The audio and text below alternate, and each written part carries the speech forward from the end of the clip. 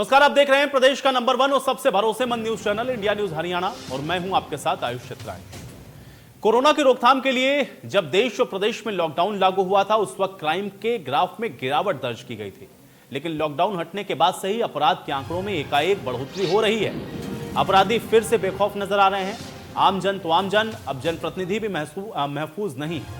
अलग अलग शहरों की तस्वीरें हम आपको दिखाएंगे। उन तस्वीरों को देख करके आप अंदाजा लगा सकते हैं कि जो प्रदेश के हालात हैं वो ये तस्वीरें बयां कर रही है। महज 4 दिन की वारदातों का ही हम यहां पर जिक्र कर रहे हैं। रोहतक के चिड़ी गांव के सरपंच की गोली मारकर हत्या होती है। रोहतक के गिझी गांव में युवक को मौत के घाट उतारा जाता है। 15 जुलाई को सोहना के अलीपुर गांव के सरपंच पर फायरिंग होती है। भिवानी के बड़ेसरा गांव में बुजुर्ग की गोली मारकर हत्या हो जाती है। अपराध का आंकड़ा कुल मिलाकर बढ़ रहा है और सरकार के निशाने पर अब विपक्ष सरकार पर निशाना साध रहा है। तस्वीरें अलग अलग जगहों की हैं। रोहतक की भी तस्वीर जहां पर आप देख सकते हैं अलग अलग जगहों पर किस तरीके से इस घटनाक्रम को अंजाम दिया गया है। सरपंच की हत्या होती है, युवक की हत्या होती है, सरपंच पर फायरिंग, और भिवानी में बुजुर्ग की हत्या होती है। सिरसा की भी तस्वीरें क्राइम से ही जुड़ी हुई, डबल मर्डर, भिवानी में भी डबल मर्डर, करनाल में भी इसी प्रकार की तस्वीरें जहां पर युवक की हत्या कर दी गई, और गोहाना में भी हत्या का इसी प्रकार का जो मामला है वो देखने को मिला है।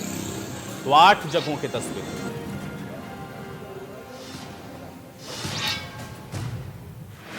और आइए अब आपको ग्राफिक के जरिए भी जरा समझाते हैं कि किस तरीके से जो क्राइम है उसका जो ग्राफ है वो बढ़ता हुआ नजर आ रहा है। हर रोज हत्या का हिसाब किताब आप समझ लीजिए। 17 जुलाई को नरवाना में गोली मारकर एक युवक की हत्या होती है। 17 ही जुलाई को रोहतक के चिड़ी गांव में सरपंच की भी हत्या होती है। तो हर दिन किस तरीके से जो क्राइम है वो बढ़ रहा है। 16 जुलाई की बात कर लेते हैं। रोहतक के गिझी गांव में एक युवक की हत्या कर दी गई और इसीलिए विपक्ष जो है वो हमलावर नजर आ रहा है, क्योंकि आंकड़े इस बात की तस्दीक कर रहे हैं। 15 जुलाई को सोहना के अलीपुर गांव के सरपंच पर फायरिंग की खबर आती है। भिवानी के बड़ेसरा में गोली मार के एक बुजुर्ग की हत्या, वो भी 15 जुलाई को हो जाती है। 15 जुलाई को किस तरीके से सिरसा के नाथुसरी कला में भी डबल मर्डर से सनसनी फैली थी वो भी आपको याद हो। 14 जुलाई का भी जिक्र करते हैं। भिवानी के पालूवास गांव में डबल मर्डर होता है। करनाल के हैबतपुर गांव में युवक की हत्या 14 जुलाई को हो जाती है। सवाल यह है कि अपराधी इतने बेखौफ क्यों नजर आ रहे हैं। गोहाना में भी युवक की गोली मारकर हत्या 14 जुलाई को हो जाती है और इसी से अंदाजा आप लगा सकते हैं कि अपराधी किस कदर बेखौफ हो रहे हैं और हत्या के जो मामले हैं वो लगातार बढ़ते हुए नजर आ रहे हैं। न सिर्फ आमजन बल्कि अब तो जनप्रतिनिधि भी इनके निशाने पर है। 12 जुलाई को कोसली में 32 साल के एक शख्स की हत्या होती है। 10 जुलाई को पानीपत के लोहारी में 21 साल के युवक की हत्या हो जाती है और 9 जुलाई को डबवाली के सुकेरा हत्या का मामला सामने आता है। तो कुल मिलाकर के हत्या हो रही है और ऐसे में नेता विपक्ष भूपेंद्र सिंह हुड्डा ने यह भी कह दिया कि अब प्रदेश में कानून व्यवस्था का दिवाला निकल चुका है। हरियाणा में आज कानून व्यवस्था खत्म होकर बिल्कुल जंगल राज हो गया है और अपराध के मामले में यूपी और बिहार को भी पीछे छोड़ दिया है और बार बार आगाह कर रहे हैं सरकार को कि कानून व्यवस्था को संभालिए। कानून व्यवस्था बिल्कुल चरमरा चुकी है। ना पुलिस वाले सेफ हैं, जैसे पिछली बार पुलिस वालों को भी कत्ल हुआ और मेरे को बहुत आहत हुई है कि कल रात को जो है चिड़ी गांव के सरपंच जो बालकृष्ण वाल्मीकि जी थे, बहुत अच्छे कार्यकर्ता थे, उनको घर में घुस के मारा गया और इससे ज्यादा आहत हो नहीं सकती है। तुरंत दोषियों को पकड़ा जाए, सजा दी जाए और सरपंच साहब को जो उनके परिवार को मुआवजा दिया जाए और कोई ना कोई नौकरी दी जाए। तो विपक्ष लगातार प्रदेश में बिगड़ती कानून व्यवस्था का हवाला देता रहता है और एक बार फिर से भूपेंद्र हुड्डा ने चिड़ी गांव की इस घटना को आधार बनाते हुए फिर से कहा कि दिवाला निकल गया है कानून व्यवस्था का। उस स्टेटमेंट को भी अभी आपने सुना है। आज की बड़ी बहस के कुछ सवाल उस पर भी नजर डालते हैं, उसके बाद चर्चा की शुरुआत करेंगे। सवाल यह है कि कोरोना काल में जो अपराध कम हुआ था वो आखिर बढ़ क्यों रहा है। यानी कि कोरोना काल भी हम कह सकते हैं, ये भी कह सकते हैं कि लॉकडाउन के दौरान जो अपराध कम हुए थे वो बढ़ते हुए क्यों नजर आ रहे हैं, क्योंकि कोरोना काल तो अभी भी जारी है। दूसरा अहम सवाल यह है कि क्या बदमाशों में पुलिस का जो खौफ है वो नहीं रह गया। ये भी अपने आप में अहम सवाल है, क्योंकि बदमाश जिस तरह से हत्याकांड को अंजाम दे रहे हैं उसके बाद तो सवाल ही उठता है। तीसरा सवाल यह है कि जनप्रतिनिधियों की हत्या का साहस कहां से आ जाता है इन बदमाशों के अंदर। ये अपने आप में बेहद अहम है, क्योंकि आम लोग महफूज नहीं महसूस कर रहे हैं। साथ ही साथ अब जनप्रतिनिधि भी इनके निशाने पर कहीं ना कहीं आ गए। तो कुल मिलाकर के विपक्ष जो आरोप लगा रहा है और इसको किस तरीके से अब पक्ष सही करेगा और कैसे बिगड़ती हुई कानून व्यवस्था को सही करेगा, आज इन्हीं सारे सवालों के साथ बड़ी बहस की शुरुआत करेंगे। कुछ मेहमान मेरे साथ जुड़ चुके हैं, उनका परिचय मैं आपके साथ करवा देता हूं। प्रवीण अत्रे जी हमारे साथ जुड़े हुए हैं, बीजेपी के प्रवक्ता हैं, बहुत स्वागत प्रवीण अत्रे जी आपका। बालमुकुंद शर्मा जी हमारे साथ जुड़े हुए हैं, कांग्रेस पार्टी के प्रवक्ता हैं, बालमुकुंद शर्मा जी आपका भी स्वागत। और ओंकार सिंह जी हमारे साथ जुड़े हुए हैं, इनेलो के प्रवक्ता हैं, ओंकार सिंह जी आपका बहुत स्वागत है। प्रवीण अत्रे जी, भूपेंद्र हुड्डा की इस स्टेटमेंट को सुना होगा, वो बाइट भी अभी आपने सुन ली। सीधे तौर पे उन्होंने कहा कि कानून व्यवस्था का तो दिवाला निकल गया है, और वो जो बात कर रहे हैं वो तस्दीक भी हो रहा है, क्योंकि तमाम आंकड़े हम लोगों ने भी रखे हैं बार बार, और हत्या और जनप्रतिनिधियों की हत्या के जो मामले हैं वो देखने को मिल रहे हैं। क्यों हो रहा है ऐसा, और विपक्ष जो आरोप लगा रहा है उसका जवाब दीजिए। दोनों इंफॉर्मेशन जवाब दें। पहला जो आपने जिक्र किया हुड्डा साहब के बयान, हुड्डा साहब ने जो कहा कि कानून व्यवस्था का दिवाला पिट गया है, मैं आपके ऊपर छोड़ता हूँ, प्रदेश की जनता के ऊपर छोड़ता हूँ। नेशनल क्राइम रिकॉर्ड ब्यूरो के जो आंकड़े हैं उन आंकड़ों का जिक्र करूंगा। फैसला जनता करेगी कि कानून व्यवस्था का दिवाला अब पिटा है या कांग्रेस सरकार के कार्यकाल। 2004 से लेके 2014 तक प्रदेश के अंदर ओवरऑल क्राइम के अंदर 555% का इजाफा हुआ था। ये नेशनल क्राइम रिकॉर्ड ब्यूरो के आंकड़े बताते हैं। वर्तमान सरकार मनोहर सरकार के कार्यकाल के अंदर ओवरऑल क्राइम का इजाफा 35% है। अब मुझे बताइए, 555% इजाफे में दिवाला पिटा था या 35% इजाफे में दिवाला पिटा? महिलाओं के प्रति अपराध में 2004 से लेके 2014 तक 174% का इजाफा था। वर्तमान सरकार में इजाफा है 27% का। मैं ये जानना चाहता हूँ, 174% इजाफे में दिवाला पीटा था या 27% में? जो कन्विक्शन रेट था कांग्रेस सरकार के कार्यकाल में मात्र 13 का था, आज कन्विक्शन रेट 29 है। 13 कन्विक्शन रेट में दिवाला पीटा था या 29 में पीटा है? अब मैं आपकी दूसरी बात का जवाब देता हूँ। ये निर्णय जनता करेगी और इसके अलावा जब डिबेट आगे बढ़ेगी और भी बहुत सी चीजें मैं बताऊंगा। देखिए क्या है, जो आपराधिक प्रवृत्ति के लोग हैं, जब वो अपराध करते हैं, अपराध कोई भी हो आयुष, वो अपराध नहीं होना चाहिए, ये मानना है मनोहर सरकार का। और 2014 के बाद जब भारतीय जनता पार्टी की सरकार प्रदेश में बनी, कानून व्यवस्था के हालात से मैंने आपको एनसीआरबी के आंकड़े देके बता दिया, और उसको किस तरह से सुधारा जाए इसके ऊपर मनोहर सरकार ने काम करना शुरू किया। महत्वपूर्ण चीजें थी, सबसे पहले पुलिस दल के अंदर भर्ती है। मनोहर सरकार ने पिछले 5 साल के कार्यकाल में 13,000 पुलिस बल भर्ती किया। 6400 पुलिस बल जो है अभी भर्ती हो रहा है, जो पाइपलाइन के अंदर। इसके अलावा बड़ा महत्वपूर्ण था, आप भी जानते हैं, प्रदेश के अंदर जब कोई क्राइम होता है, अपराध होता है, पुलिस की कार्यप्रणाली किस तरह से रहती है, कितनी तत्परता से पुलिस क्राइम सीन पे पहुंचती है, किस तरह से काम करती है। हालांकि उदाहरण के तौर पे आपने देखा कि जिस तरह से करनाल में एक डॉक्टर साहब का मर्डर हुआ, 48 दिन में पुलिस ने अपराधी को पकड़ लिया। पुलिस कर्मियों वाला अपराध हुआ जिसके अंदर 48 घंटे में पुलिस अपराधियों को पकड़ लिया। बहुत से ऐसे एग्जाम्पल। लेकिन हरियाणा प्रदेश के अंदर क्राइम के सबूतों की जांच के लिए लैब की संख्या बढ़ती है, ये विचार मनोहर के दिमाग में आया। इसलिए प्रदेश के अंदर ठीक है, कुल मिला के आप ये कह रहे हैं कि आप इसको कंट्रोल करने की कोशिश कर रहे हैं, और ये कह रहे हैं कि दिवाला निकल रहा है, आप आंकड़े भी रख रहे थे। ठीक है, इसका जवाब लेता हूं मैं। बालमुकुंद शर्मा जी जवाब दें। आयुष जी जवाब तो फिर आप ही दे दें। अगर इतनी बेहतर स्थिति है इनकी, तो आज डिबेट करने का कोई चिंता ही नहीं है। जिस तरीके से प्रवक्ता बीजेपी बता रहे हैं कि वे उस समय तो क्राइम रेशो ये था और आज बिल्कुल न्यूनतम सदर पर है, तो डिबेट का ही औचित्य नहीं रहा। देखिए, एक दो चीजें हैं। जब से हरियाणा निर्माण हुआ है 1966 से आज तक, इसी मनोहर सरकार में 3 बार हमें फौज बुलानी पड़ी हरियाणा में, और सबसे ज्यादा गोलियों के शिकार नौजवान हुए हैं इस सरकार में। और ये लॉकडाउन का विषय आपने रखा, पिछले 6 महीने का मैं आपको आंकड़ा बताता हूं। 49,975 आंकड़े दर्ज हुए अपराध के, जिसमें से हत्या के 488, हत्या के प्रयास के 499, लूटपाट के 500, चैन स्नैचिंग के 670, महिलाओं के अपहरण का 262 और छेड़छाड़ की घटनाएं 1000 से ज्यादा। और ये जो घटनाएं हैं, इसमें महिलाओं के प्रति जो अपराध है, जो थानों में दर्ज नहीं कर रहे ये लोग, उनको समझौते करवा रहे हैं, वो अलग है।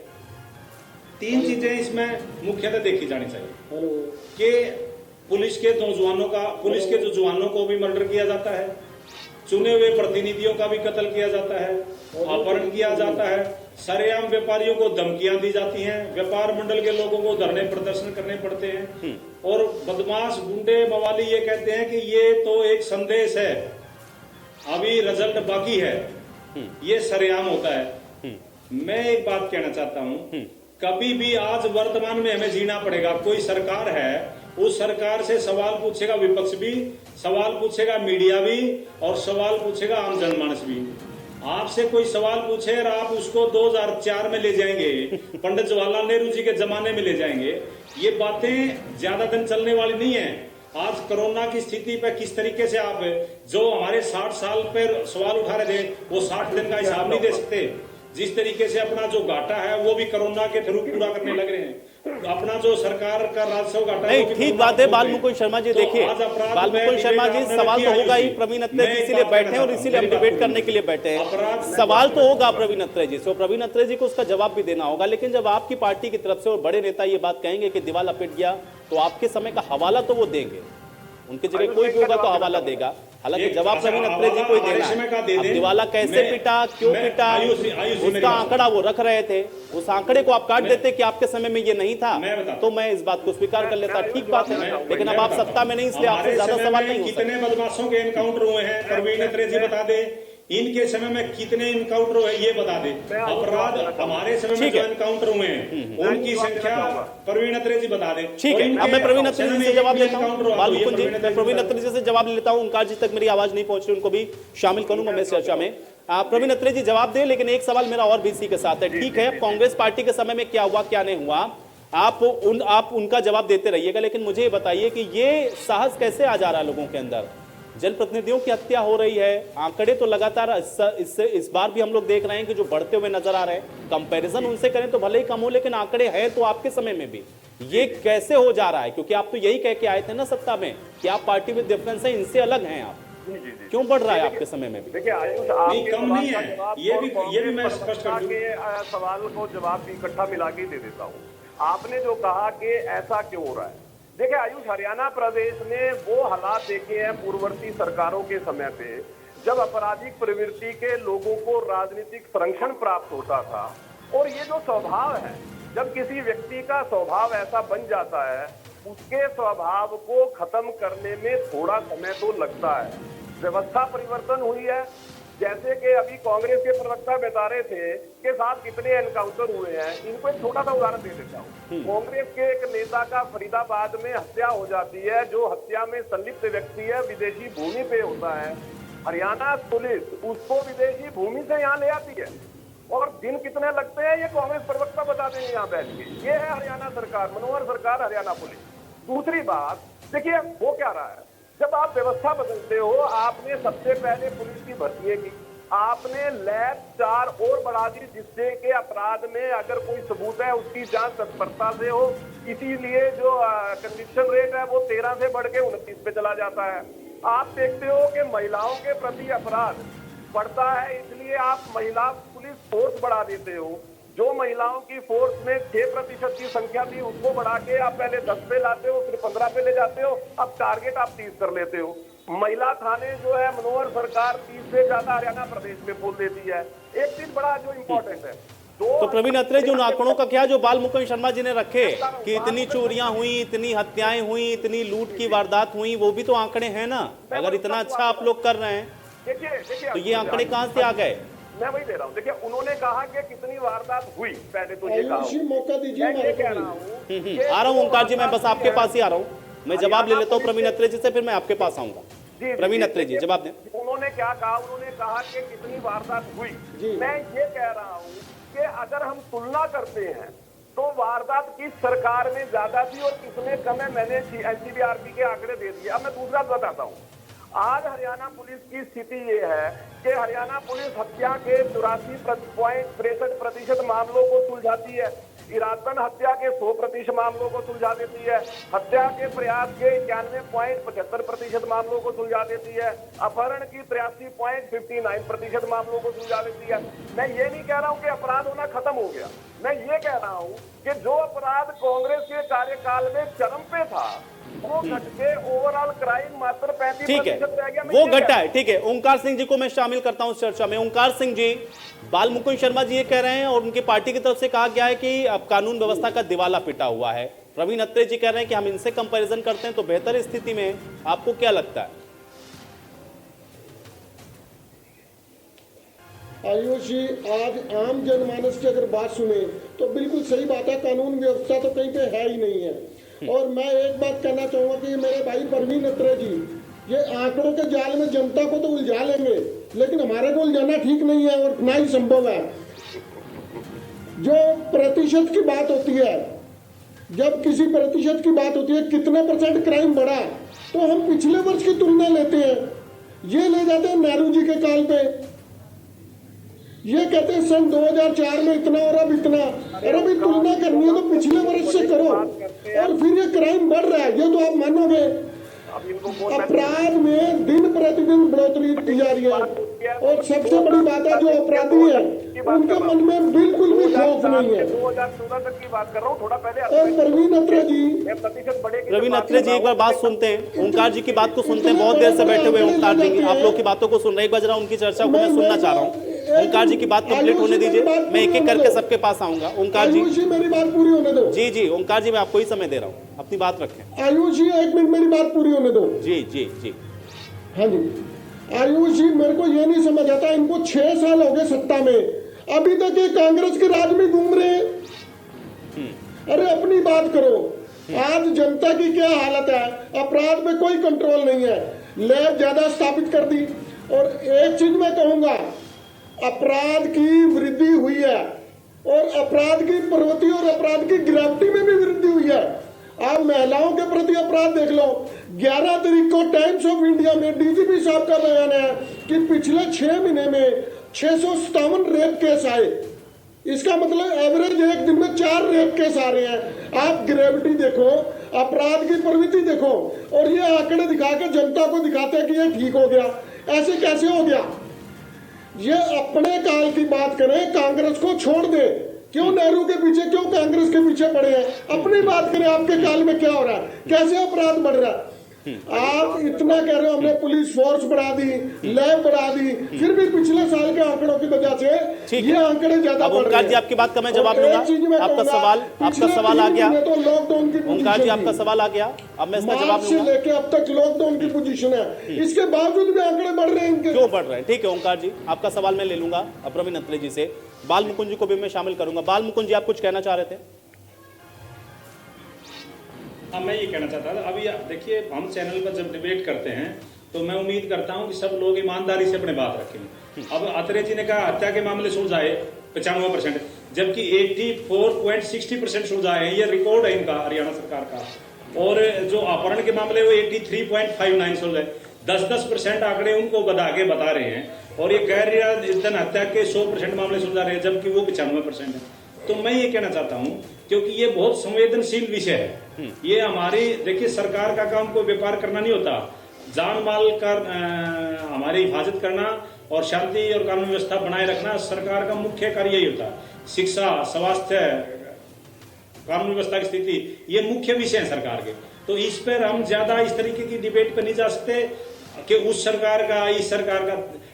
रोजगार पर आप कर सकते हैं, शिक्षा स्वास्थ्य में कहीं कहीं आप कंपैरिजन कर सकते हैं। इस पे तो हमें डे 1 की बात करनी पड़ेगी। आज अगर सरपंच की हत्या हुई है, अगर पंचकुला में 35 लोगों की हत्या पुलिस की गोली से नहीं, सही बात है, हत्या हुई है तो उसका जवाब दे कौन है और क्यों हो रही है, ये सवाल तो सत्ता पक्ष से होगा। प्रवीण अत्रे जी, आप जवाब दे दे दोनों ही लोगों की बातों। यस, मैं यही कहना चाहता हूँ। पहली बात तो ये है कि जो मैंने कहा हत्या की 84.63%, या तो बालमुकुंद जी ने गलत सुना, मैंने 84.63% ही बोला था। रिवाइंड करके दोबारा सुन लीजिएगा बालमुकुंद जी।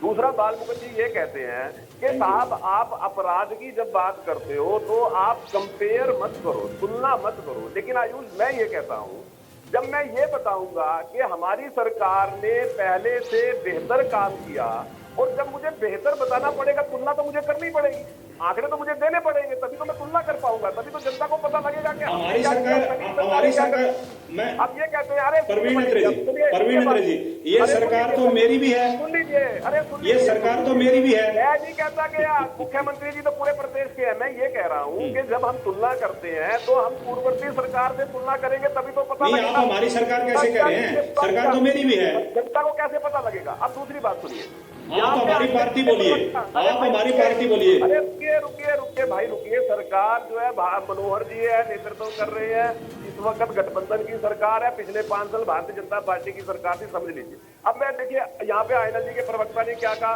उसके प्रति बताता हूँ। देखिए यहाँ पे ये कह रहे हैं कि साहब डीजीपी साहब ने बताया आंकड़े कि महिलाओं के 672 अपराध दर्ज हुए। अरे प्रवीण अत्रे जी, मैं आपको बीच में रोकूंगा, इस चर्चा को और आगे बढ़ाएंगे, लेकिन इस बीच सीधे ले चलेंगे यूएन। इस बीच प्रधानमंत्री नरेंद्र मोदी वहां पर संबोधित करेंगे, वहां पर भी ले चलेंगे, क्योंकि यूएन के अंदर प्रधानमंत्री का आज ये जो संबोधन है, देखना ये कि यहाँ पर प्रधानमंत्री आज यूएन के इस मंच पर क्या कुछ कहते हैं, और ये अपने आप में बहुत महत्वपूर्ण होगा, उस पर भी सबकी निगाहें लगी हुई हैं। और यूएन जाएंगे और यूएन में प्रधानमंत्री का जो संबोधन है, प्रधानमंत्री जो बोलेंगे वो भी हम आपको सुनवाएंगे। प्रधानमंत्री आज यहाँ से क्या कहते हैं, इस मंच से क्या संदेश प्रधानमंत्री के द्वारा दिया जाता है, ये भी देखना होगा। इससे पहले भी जब जनरल असेंबली को प्रधानमंत्री के द्वारा संबोधित किया गया था, तो उस वक्त भी कई महत्वपूर्ण बातें प्रधानमंत्री ने उस जनरल असेंबली के संबोधन में कही थी। और आज यूएन में फिर से जब प्रधानमंत्री का यह संबोधन होगा, तो उस पर पूरे देश की निगाहें हैं, और न सिर्फ देश बल्कि विश्व भी देखेगा कि आखिर प्रधानमंत्री नरेंद्र मोदी यहां से क्या कुछ कहते। तो प्रधानमंत्री क्या कुछ कहेंगे ये भी हम आपको सुनवाएंगे, क्योंकि लगातार हम कोशिश कर रहे हैं कि जो प्रधानमंत्री का संबोधन है वो आप तक पहुंचे, और प्रधानमंत्री क्या कुछ कहेंगे इस पर सबकी निगाहें लगी हुई हैं। यूएन में आज प्रधानमंत्री को संबोधित करना है और बहुत महत्वपूर्ण होगा ये संबोधन, और प्रधानमंत्री का मैसेज यहां से क्या होता है ये भी देखना अपने आप में। प्रधानमंत्री क्या मैसेज देते हैं यूएन को संबोधित करते हुए, ये भी बहुत महत्वपूर्ण होगा। इससे पहले भी प्रधानमंत्री के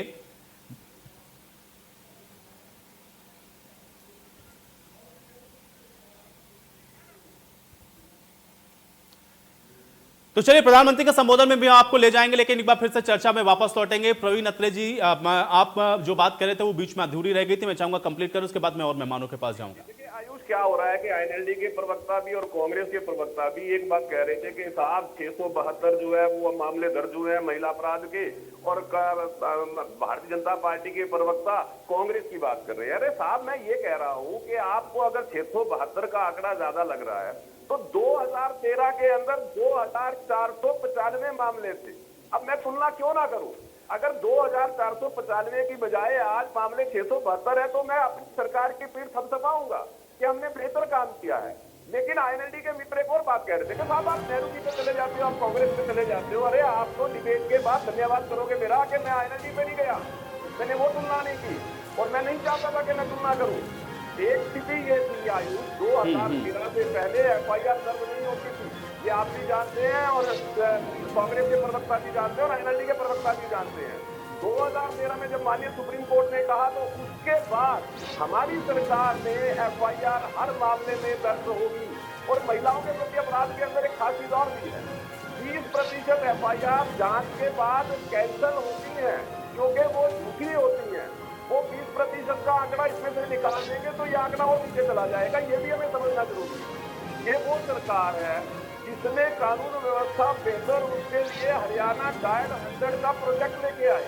15 मिनट के अंदर पुलिस वारदात स्थान पे पहुंचे, उसके लिए काम किया। पुलिस के लिए 600 से ज्यादा पुलिस वाहन खरीदे गए, 13,000 से पुलिस भर्तियां हुई हैं, जो मैंने पहले भी बता चुका हूँ। और मैंने बताया जिस तरह से महिला पुलिस फोर्स को बढ़ोतरी की गई, वो सारे वो काम है जिससे कि हरियाणा में अपराध में अंकुश लगे।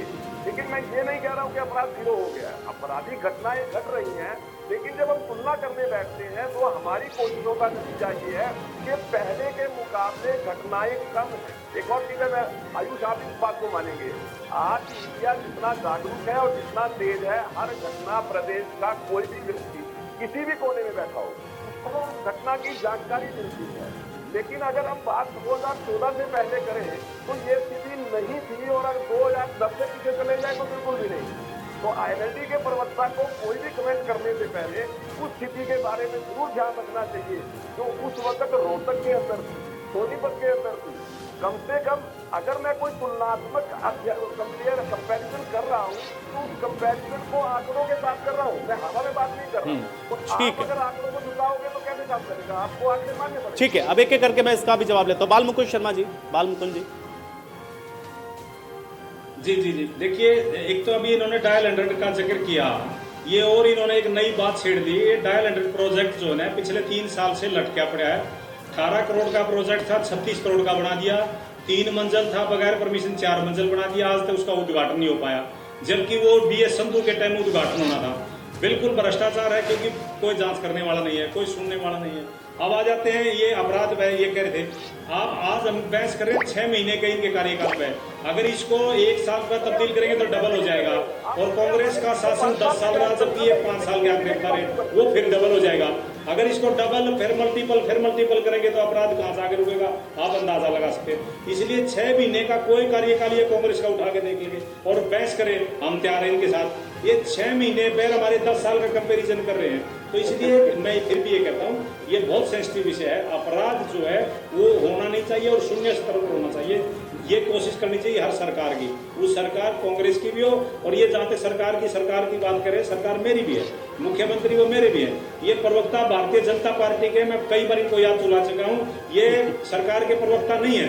सरकार के अधिकृत प्रवक्ता तो इस तरह की बात कर सकते हैं, ये तो भारतीय जनता पार्टी के प्रवक्ता है, जो कि एक सहयोगी दल दूसरा भी इनके साथ है, निर्दलीय भी इनको सपोर्ट समर्थन दिए हुए हैं। तो इसलिए ये केवल उसका एक हिस्सा हो सकते हैं पार्टी का, ये केवल पार्टी के प्रवक्ता है। ये जिम्मेवारी ऐसे उठा लेते हैं कि बिल्कुल सारा बोझ ही नहीं ठीक है, लेकिन फिर भी अधिक जिम्मेदारी तो उनकी है, सत्ता पक्ष नहीं है, क्योंकि अधिक जिम्मेदारी इनकी, इसलिए उनकी भी जवाबदेही है। इसलिए मैं उनसे पूछ भी रहा हूँ। इनेलो प्रवक्ता को मैं शामिल करूंगा इस चर्चा में। ठीक है, आप जवाब दीजिएगा प्रवीण अत्रे जी। ओंकार सिंह जी, प्रवीण अत्रे जी ने कुछ सवाल उठाए थे आपके ऊपर, मैं चाहूंगा जवाब दें उसका। आयुष जी, बिल्कुल आयुष जी, मैं बताना चाहूंगा, ये आंकड़े दिखा के ये साबित करना चाहते हैं कि आज जो अपराध बढ़ रहा है वो जायज बढ़ रहा है। अपराध तो अपराध है, इसकी वृद्धि नहीं होनी चाहिए। ये पुराने आंकड़े दिखा के कहते हैं कि आज अपराध उससे कम बढ़ रहा है, अपने आप को जस्टिफाई कर रहे हैं। कितनी अजीब बात है भाई, अपराध की वृद्धि क्यों हो रही है? आज आम जनमानस के मन में डर है और अपराधियों के हौसले खुले हुए हैं। नेक्सस है, पुलिस और अपराधियों का भी नेक्सस है, इनके नेताओं का भी नेक्सस है। उस नेक्सस को तोड़ने की बजाय आज अपने आप को जस्टिफाई कर रहे हैं। आज आप देख लो, पहले हम सुनते थे उड़ता पंजाब, आज उड़ता हरियाणा। हर घर में नशा, शराब तो घर घर में बिक रही है। यहाँ तक चिट्टे की ये पोजीशन है, चिट्टा बहुत से शहरों में अपना पांव फैला चुका है। ये सिर्फ और सिर्फ कंट्रोल व्यवस्था के ना होने के कारण है। आज चिट्टे की पोजीशन देख लो, शराब देख लो, हर घर में शराब बिक रही है। और ये बोलती है कि अपराध कम हो रहा है। अपराध को जस्टिफाई ना करो, अपराध किसी भी रूप में हो वो अपराध निंदनीय है। और जहाँ तक हमारे देखिए, अपराध को तो कोई जस्टिफाई कर ही नहीं सकता। अपराध तो अपराध है, अपराध को कोई जस्टिफाई नहीं कर सकता। लेकिन समस्या ये है ना कि जब जो सत्ता में बैठते हैं वो अपने आप को डिफेंड करते हैं, जो विपक्ष में होते हैं उनको ये लगता है कि क्राइम बढ़ रहा है, क्योंकि कोई भी न्यूनतम स्तर पर भी नहीं ला पाया ना। आप बता दीजिए, आपने भी सरकार चलाई हरियाणा के अंदर, कि आपके समय में हत्या, लूट, महिलाओं पे अत्याचार नहीं हुआ करते थे क्या? आप नकार दीजिए कि आपके समय में नहीं होते थे, या बाल मुकुंद शर्मा जी बताते वो नकार दे कि उनके समय में नहीं होते थे। इसलिए जो पार्टी सत्ता में होती है वो अपना बचाव तो करती है, वो ये तो बताएगी कि वो क्या कर रही है, और जब वो ये बताएगी तो उसमें पिछले सरकारों का आंकलन भी वो साथ में शामिल करेगी। यही प्रवीण अत्रे जी कह रहे हैं। लेकिन कोई आइडियल सिचुएशन आप लोग बताएं कि आप लोगों ने, सब लोगों ने, किसी ने कोई ऐसा बेहतर काम किया हो जिससे बदतर स्थिति में प्रवीण अत्रे जी की सरकार पहुंच गई, या उससे खराब कंडीशन हरियाणा प्रदेश की हो गई, तो उस सवाल का जवाब वो देंगे प्रवीण अत्रे जी, वरना तो ये आरोप प्रत्यारोप होगा ही। आप कुछ कहेंगे, उसका जवाब वो कुछ देंगे। आप बताइए, आपके समय में बहुत बेहतर था, उन्होंने खराब कर दिया। ओंकार जी, आज के पोजीशन में जो अपराध की पोजीशन है, आज जो अपराधी बेखौफ घूम रहे हैं, ये कह रहे हैं हमने लैब बना दी, हमने पुलिस ज्यादा भर्ती कर दी। आपके समय में नहीं होता था ना ओंकार जी, मतलब आप ये कह रहे हैं कि आपके समय में नहीं होता था। आपके समय में अपराध और अपराधी का कोई ठिकाना नहीं था हरियाणा के अंदर। हमारे समय में ना ही चोरी होती थी, ना ही हत्याएं होती थी, ना ही लूट होते थे, ना बलात्कार होते थे, कुछ नहीं होता था हरियाणा के अंदर उस समय, कुछ नहीं होता था। ओंकार सिंह जी, ऐसा है, ये अपराध तो नहीं, अपराध तो रुकने मुश्किल, लेकिन रोकना तो हमें पड़ेगा। हाँ, आप इसको सिर्फ तो वही तो बता रहे हैं प्रवीण अत्रे जी, वो कहाँ कह रहे हैं, अब इसमें जस्टिफिकेशन कहाँ गलत बात होगा। है। मैंने ये सवाल ओंकार जी आपसे केवल इसलिए पूछा, हालांकि आप सत्ता में नहीं है, लेकिन कोई जस्टिफाई नहीं कर रहा है, वो सिर्फ ये बता रहे हैं कि वो क्या काम कर रहे हैं। और आप ये बता दीजिए कि आपसे उन्होंने क्या खराब कर दिया, आपके समय से उन्होंने क्या चीज खराब कर दी, ये आप बता सकते हैं। अपराधी को कोई जस्टिफाई नहीं कर सकता ना अपराध को कर सकता, और अगर वो करते तो मैं उस पर सख्त ऐतराज जताता, अगर वो ऐसा करते तो मैं ऐतराज जताता, लेकिन उन्होंने ऐसा नहीं किया। ओंकार जी मुझे लगता है कि आप थोड़ा सा समझे नहीं उस चीज को, वो जस्टिफाई नहीं कर रहे, वो सिर्फ ये बता रहे हैं कि ऐसा हो रहा है। अब मैं इसका एक एक करके जवाब दूंगा। बाल मुकुंद शर्मा जी क्या कह रहे हैं, उसके बाद प्रवीण जी मैं आपके पास आ रहा हूं। आयुष जी हम जस्टिफाई तो कभी नहीं कर सकते अपराध में। नहीं, आप कह रहे थे ना, इसलिए मैंने ये सवाल पूछा आपसे, और कोई मुझे कोई ऐतराज नहीं है, आपके सवाल जायज है, उसका जवाब देना चाहिए प्रवीण जी को। बाल मुकुंद जी अब विस्तृत मैं बताता हूँ बात। गोली चली दोनों सरकारों में,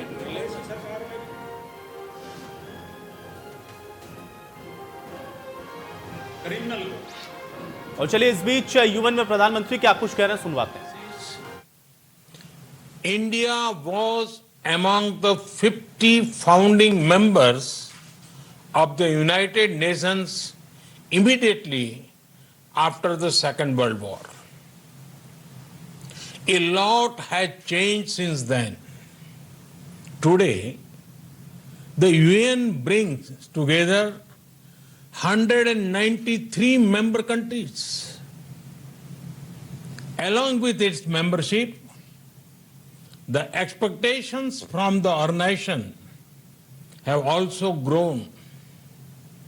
At the same time, multilateralism is facing many challenges today. Excellencies, from the very beginning, India has actively supported the Union's development work and ECOSOC. The first president of ECOSOC was an Indian. India also contributed to shaping the ECOSOC agenda, including the Sustainable Development Goals. Today, through our domestic efforts, we are again playing a salient role in achieving Agenda 2030 and the Sustainable Development Goals. We are also supporting other developing countries in meeting their Sustainable Development Goals. Excellencies, India is home to 1/6 of humanity. We are mindful of our weight and responsibility. We know that if India succeeds in achieving its development objectives, it will go a long way in achievement of global goals. And so we have taken whole of society approach by engaging our states, our local governments, our civil society, communities, and our people. Our motto is सबका साथ, सबका विकास, सबका विश्वास, meaning together everyone's growth with everyone's trust. This resonates with the core SDG principle of leaving no one behind, be it access to nutrition, health, education, electricity, or housing. We are making great progress through our inclusive programs. Excellencies, last year we celebrated the 150th birth anniversary of the father of our nation, Mahatma Gandhi, by achieving full sanitation coverage in our 600,000 villages. In 5 years, we built over 110 million household toilets, which improved our rural sanitation cover from 38% to 100%. Our massive awareness generation programs are empowering our women. We have achieved gender parity in elementary and secondary education. Nearly 70 million women in rural India are part of self-help groups under our livelihood mission. They are transforming lives and livelihoods of a big scale.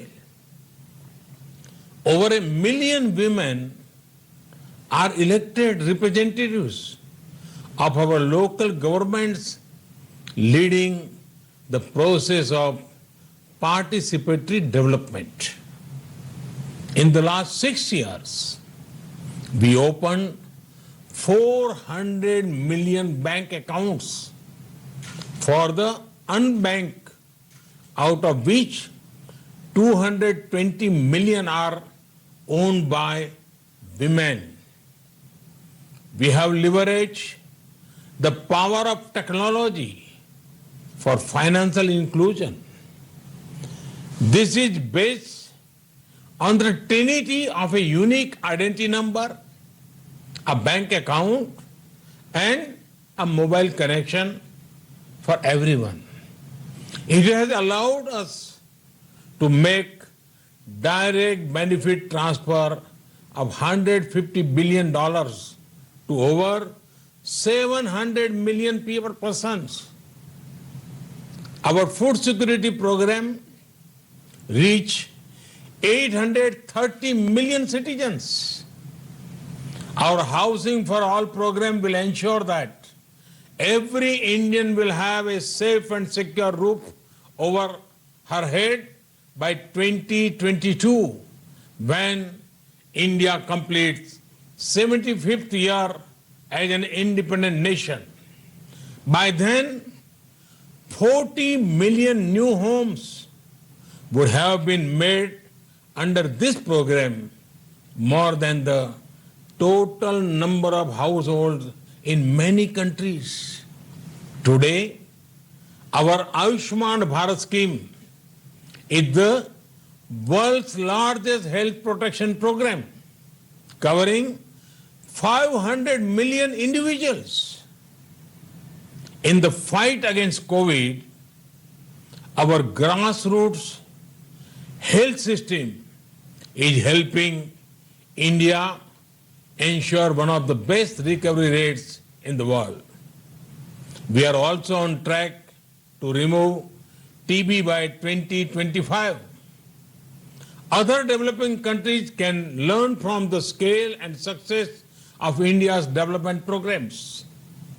And for the technologies and innovations we have deployed, it is this realization that underpins India's own development partnership with the Global South. Excellencies, while marching forward on the path of development, we are not forgetting our responsibility towards our planet. Over the past few years, we have reduced 38 million tons of carbon emissions annually. This was achieved by electrifying our villages, providing clean cooking fuel to 80 million poor households, and introduction of energy efficient measures. We have set a target to install 450 gigawatt of renewable energy and restore 26 million hectares of degraded land by 2030. We have an age-old tradition of living in harmony with nature. We launched one of the largest campaigns for cleanliness and discourage usage of single-use plastic. Internationally, our initiative to set up the International Solar Alliance was a practical manifestation of climate action. Similarly, the Coalition of Disaster Resilience Infrastructure brings together all relevant stakeholders for a comprehensive approach. We have always prided ourselves as the first responder in our region, a friend in need, be it earthquakes, cyclones, Ebola crises, or any other natural or man-made crisis. India has responded with speed and solidarity. In our joint fight against COVID, we have extended medical and other assistance to over 150 countries. We also helped create a SARC COVID emergency fund in our neighborhood.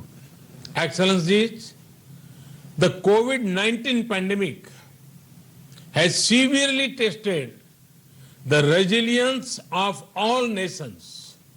In India, we have tried to make the fight against the pandemic a people's movement by combining the efforts of government and civil society. We have given the highest priority to reach benefits to poor households. We have announced a package of more than $300 billion. It will bring the economy back on track, build modern infrastructure, and put in place a technology-driven system. We have put forward a vision of Atmanirbhar Bharat, a self-reliant and resilient India integrated with the global economy. Excellencies, India firmly believes that the path to achieve sustainable peace and prosperity is through multilateralism. As children of planet Earth, we must join hands to address our common challenges and achieve our common goals. However, multilateralism needs to represent the reality of the contemporary world. Only reform multilateralism with a reform United Nations as its center can meet the aspirations of humanity. Today, while celebrating 75th years of the United Nations, let us pledge to reform the global multilateral system to enhance its relevance, to improve its effectiveness, and to make it the basis of a new type of human-centric globalization. The United Nations was originally born for the furies of the Second World War. Today, the fury of pandemic provides the context for its rebirth and reform. Let us not lose this chance. Excellencies, India has been elected to the United Nations Security Council at this very important time. With our deep commitment to maintaining global harmony, to improving social economic equity, and to preserving nature's balance, India will play its role in full support of the UN agenda. Namaskar. Thank you very much. Thanks.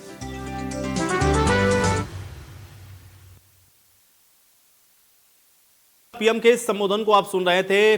प्रधानमंत्री मोदी की तरफ से UN के संबोधन के दौरान तमाम बातों का जिक्र हुआ। इसमें भारत के द्वारा क्या कुछ किया जा रहा है, अपने देशवासियों के लिए उसका जिक्र करते हुए कैसे विश्व इस समय भारत से सीख सकता है, इन सारी बातों को प्रधानमंत्री की तरफ से कहा गया।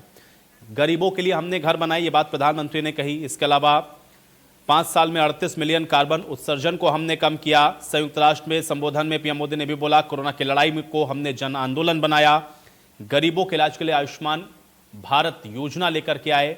इन सारी बातों को कहते हुए प्रधानमंत्री की तरफ से आज यूएनएससी में जीत के बाद पहला संबोधन था, जिसमें भारत की उपलब्धियों को गिनवाते हुए प्रधानमंत्री की तरफ से यह भी बताया गया कि कैसे देश और अन्य जो देश हैं वो भारत से सीख ले सकते हैं, क्योंकि भारत अब हर क्षेत्र में आगे बढ़ रहा है।